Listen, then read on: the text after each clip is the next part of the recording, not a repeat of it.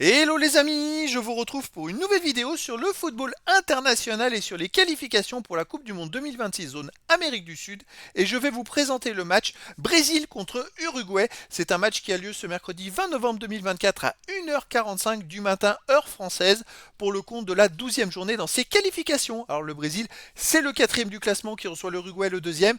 Dans cette vidéo, je vais revenir sur le classement de ces qualifications avec les statistiques des deux équipes. On verra aussi les meilleurs buteurs dans cette zone Amérique du Sud, puis on enchaînera par les 10 derniers résultats, toutes compétitions confondues et les stats du Brésil et de l'Uruguay, ce qui nous permettra d'avoir une idée, une tendance à cette rencontre.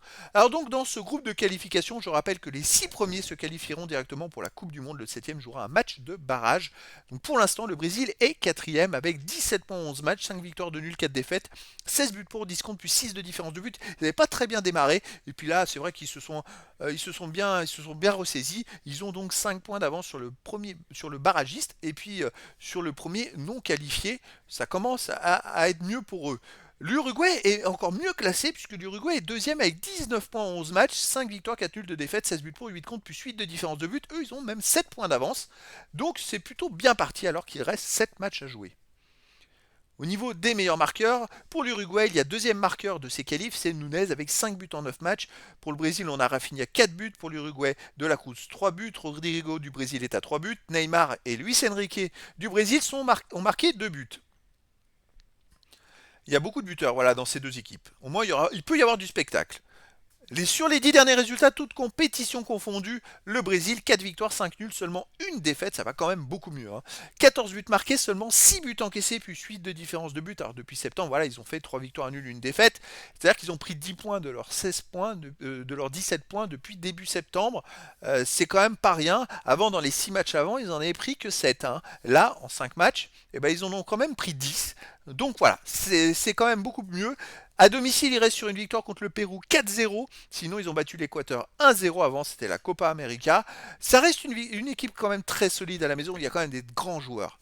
Mais attention, en face, l'Uruguay, écoutez, sur les 10 derniers matchs, c'est 2 victoires seulement finalement, 6 nuls, 2 défaites, 7 buts marqués, 7 buts encaissés, 0 de différence de but. Alors c'est totalement incroyable qu'il soit deuxième du classement avec 19 points, parce que sur les 5 derniers matchs, ils ont gagné le dernier match, mais les 4 matchs avant, ils avaient fait 3 nuls et une défaite où ils n'avaient même pas marqué un but. Alors ils avaient démarré tambour battant ces qualifs pour avoir 19 points, parce que dans les 5 derniers matchs, donc, ils ont marqué que 6 points. Donc ça veut dire qu'ils en ont marqué 13 dans les 6 premiers. C'est pour vous donner, voilà. Mais là, il y a un fort ralentissement, même si la dernière journée, le 16 novembre, ils ont battu la Colombie 3-2. Je pense que voilà, ils repartent de l'avant. Malgré tout, dans les 4 matchs précédents, ils ont fait 3 fois 0-0. À l'extérieur, donc l'Uruguay reste sur une défaite au Pérou 1-0, 1-0-0 au Venezuela.